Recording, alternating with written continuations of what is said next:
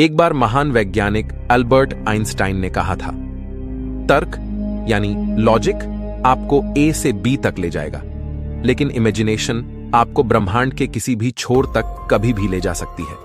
इसमें बिल्कुल भी समय नहीं लगेगा।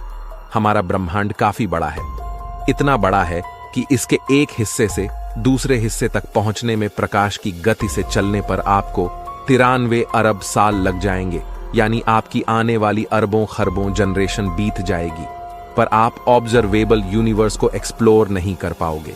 ऐसे में अनंत ब्रह्मांड को एक्सप्लोर करने की तो आप कल्पना भी नहीं कर सकते। पर दोस्तों, आज हम अपनी कल्पना से ही अनंत ब्रह्मांड को एक्सप्लोर करने वाले हैं और इस सैर में आपको बहुत कुछ जानने को मिलेगा। इसलिए कुर्सी की पेटी बांध लीजिए, क्योंकि स्पेस वेदर बिगड़ने वाला है। दोस्तों, अनंत ब्रह्मांड की सैर करने के लिए हम अपनी कल्पना की उड़ान भरने वाले हैं, लेकिन साथ ही हम अपनी कल्पना को लॉजिक की डोर से बांधे रखेंगे ताकि हम यूनिवर्स की सही जानकारी हासिल कर सके। ब्रह्मांड की अनंतता को जानने के लिए हमें पृथ्वी से ब्रह्मांड के अंतिम छोर तक जाना पड़ेगा। इसलिए हमारे सफर की शुरुआत हमारी प्यारी पृथ्वी से होती है। हमारी पृथ्वी जिस पर हम सब रहते हैं वह करीब 13,000 किलोमीटर की चौड़ाई में फैली है और पिछले 4 अरब साल से जीवन को अपने साथ लिए यह पृथ्वी सूर्य के चारों ओर घूम रही है। हमारा सूर्य हमें लेकर गैलेक्सी के सेंटर के चारों ओर घूम रहा है। पिछले 4 अरब सालों में सूरज ने अभी तक सिर्फ 20 बार ही गैलेक्सी के केंद्र के चारों ओर चक्कर पूरे किए हैं। ऐसे में आप समझ सकते हो कि गैलेक्सी कितनी बड़ी है। अगर हम पृथ्वी से सूरज की तरफ चलें तो हमें 15 करोड़ किलोमीटर की दूरी तक चलना पड़ेगा। एक इंसान के पैदल चलने की स्पीड लगभग 5 किलोमीटर प्रति घंटे की है। अगर एक नॉर्मल आदमी सूरज तक पैदल यात्रा कर पाए तो उसे 3,425 साल लगेंगे सूरज तक पहुंचने में, लेकिन अगर हम प्रकाश की गति से चलें तो हमें सूर्य तक पहुंचने में मात्र 8 मिनट का समय लगेगा। सूर्य खुद हमें लेकर 200 किलोमीटर प्रति सेकंड की रफ्तार से चल रहा है, लेकिन हमारा सूरज जिस गैलेक्सी में घूम रहा है यानी मिल्की वे, वह खुद अपने अंदर ऐसे 100 से 400 खरब तारों का घर है और यह इतनी बड़ी है कि इंसानों द्वारा बनाए गए सबसे तेज ऑब्जेक्ट यानी पार्कर सोलर प्रोब, जो कि लगभग 7 लाख किलोमीटर प्रति घंटे की रफ्तार से चलता है, उसे इस गैलेक्सी को इसे पार करने में 20 लाख साल का समय लगेगा और सबसे तेज यानी प्रकाश की गति से 1 लाख साल का समय लग जाएगा। लेकिन प्रकाश से तेज गति संभव ही नहीं है, इसलिए हम अपनी कल्पना की उड़ान से आसानी से मिल्की वे के बाहर आ चुके हैं। दोस्तों, हम आपको बता दें कि मिल्की वे गैलेक्सी अंतरिक्ष में लगभग 600 किलोमीटर प्रति सेकंड की रफ्तार से चल रही है, यानी इतनी बड़ी गैलेक्सी ब्रह्मांड में कछुए की चाल से चल रही है। हमारे यूनिवर्स में करीब 200 अरब गैलेक्सीज मौजूद है और इन सभी गैलेक्सीज में अरबों खरबों तारे मौजूद हैं। इन असंख्य आकाश गंगाओं में हमारी धरती जैसे अरबों ग्रह मौजूद होंगे। हम एक संभावना जता सकते हैं कि इतने अरबों गैलेक्सीज में एक ऐसा ग्रह भी हो सकता है जो बिल्कुल हमारी पृथ्वी जैसा हो और जहां हमारी तरह जीवन भी हो। अगर हम और आगे चलें तो हम अपनी कल्पना से ब्रह्मांड के बाहर पहुंच जाते हैं और हम देखते हैं कि हमारा यूनिवर्स 93 अरब प्रकाश वर्ष में फैला हुआ है, जिसमें खरबों गैलेक्सीज मौजूद है। और आप जानकर हैरान हो जाएंगे कि यह यूनिवर्स खुद भी लगातार फैल रहा है। हम इंसान इसे ऑब्जर्वेबल यूनिवर्स कहते हैं, यानी कि हमारी धरती से हम जितनी दूर तक ऑब्जर्व कर सकते हैं वह ऑब्जर्वेबल यूनिवर्स है। लेकिन यहां आकर कहानी खत्म नहीं होती, बल्कि शुरू होती है। सवाल यह है कि जहां पर हम खड़े हैं, क्या वह यूनिवर्स इतना ही बड़ा है? क्या इससे आगे कुछ नहीं है? वैज्ञानिकों के अनुसार हमारा यूनिवर्स ऑब्जर्वेबल यूनिवर्स से 250 गुना ज्यादा बड़ा हो सकता है। दोस्तों, अभी तक हम ब्रह्मांड को इससे आगे नहीं जान पाए हैं, लेकिन सवाल यह है कि यूनिवर्स के बाहर क्या है? क्या यह यूनिवर्स खुद अनंत है, यानी इससे बाहर कुछ नहीं बल्कि यह यूनिवर्स खुद अनंत है, या फिर इसके आगे और भी ऐसे कई यूनिवर्स हैं, यानी मल्टीवर्स?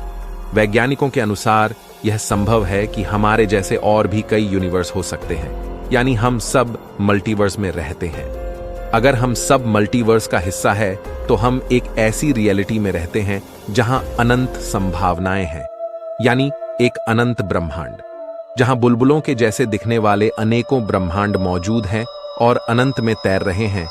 लेकिन जब हम इस अनंत की बात करते हैं तब हमारे सामने एक ऐसी सच्चाई आती है जो आपके होश उड़ा देगी। एक अनंत ब्रह्मांड के होने का मतलब है संभावनाओं का ही खत्म हो जाना, क्योंकि संभावना सीमित क्षेत्र में होती है, अनंत में नहीं। जब अनंत की बात आती है तो आप सिर्फ ये सोचकर रह जाते हो कि अनंत वही है जिसका अंत नहीं। लेकिन आज आप अनंत को फील करने वाले हैं कि इसका असली मतलब क्या है। यह आपको डरा भी सकता है और आपकी आंखें खोल भी सकता है। दोस्तों, ब्रह्मांड के अनंत होने का मतलब यह है कि अनंत ब्रह्मांड में हर प्रकार की चीज मौजूद है। अनंत ब्रह्मांड में हमारी पृथ्वी जैसी दिखने वाली एक नहीं बल्कि अनंत पृथ्वियां मौजूद होंगी। न सिर्फ दिखने में समान बल्कि हूबहू ऐसी पृथ्वी जिस पर बिल्कुल हमारी पृथ्वी पर रहने वाले लोग और सभी देश मौजूद हो।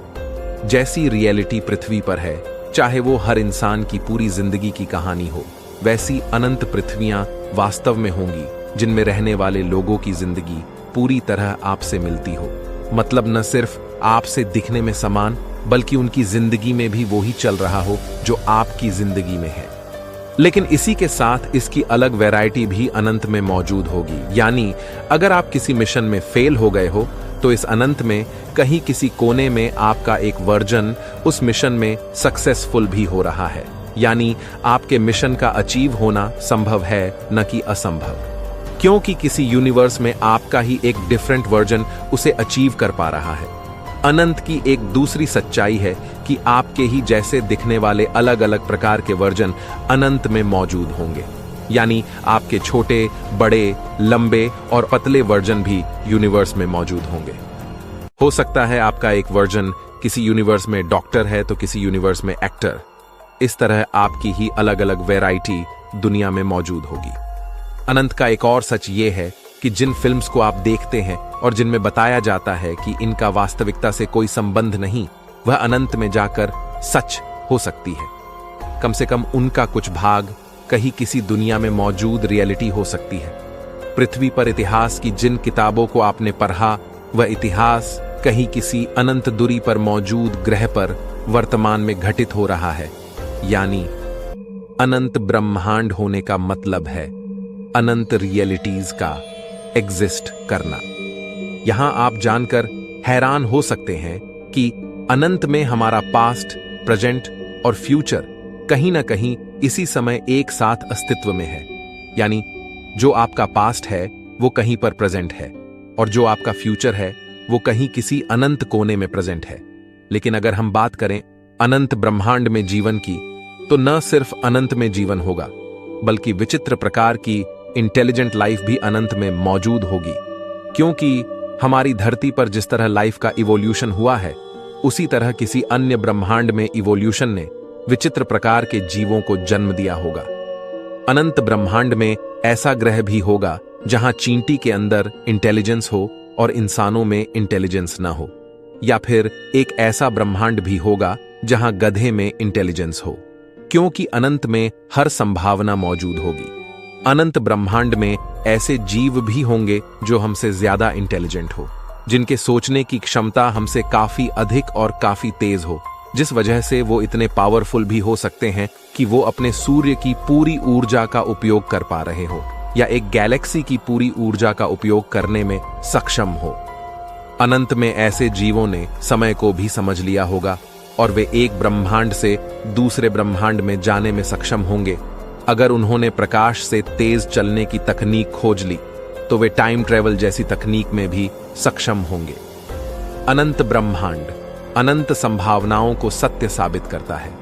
इनमें कुछ विचित्र संभावनाएं जिन्हें आप सोच सकते हैं वो हकीकत में घटित होगी। एक अनंत ब्रह्मांड में अगर मल्टीवर्स की बात करें तो कुछ ब्रह्मांड ऐसे भी होंगे जिनके नियम हमसे बिल्कुल अलग हों, जहां इस ब्रह्मांड के नियम लागू नहीं होते, जहां मैटर की जगह उस ब्रह्मांड में एंटी मैटर भी मौजूद हो।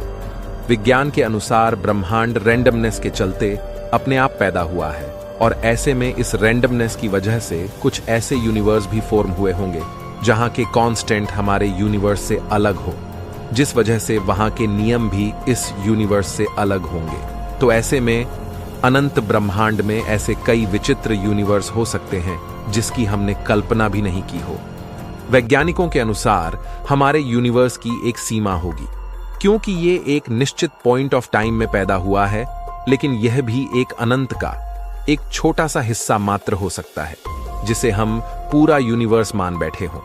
इसलिए वैज्ञानिक यह भी मानते हैं कि एक अनंत ब्रह्मांड कभी पैदा नहीं होगा, बल्कि यह हमेशा से था, है और हमेशा रहेगा। इसे बनाने वाले किसी क्रिएटर की भी कोई जरूरत नहीं होगी, बल्कि यह एक सेल्फ सस्टेन्ड एग्जिस्टेंस का हिस्सा होगा।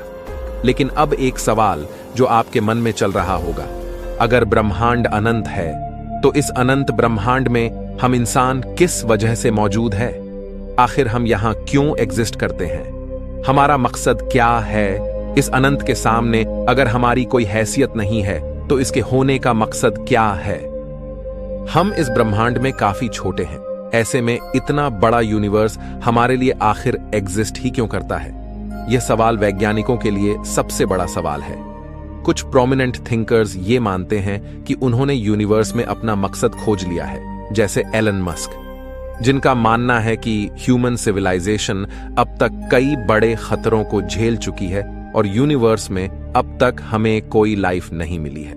ऐसे में क्यों ना हम पृथ्वी पर मौजूद लाइफ को ही आगे बढ़ाएं, इससे पहले कि लाइफ को नष्ट करने कोई एस्टेरॉयड आ जाए या किसी कैटाक्लिज्मिक इवेंट में हमारा अस्तित्व खत्म हो जाए। इसलिए क्यों ना लाइफ को ही मल्टीप्लेनेटरी बना दिया जाए और हम सब अलग अलग ग्रहों पर रहने लग जाए, ताकि हम अपनी ह्यूमन सिविलाइजेशन को धीरे धीरे यूनिवर्स के अंतिम कोने तक फैला दें।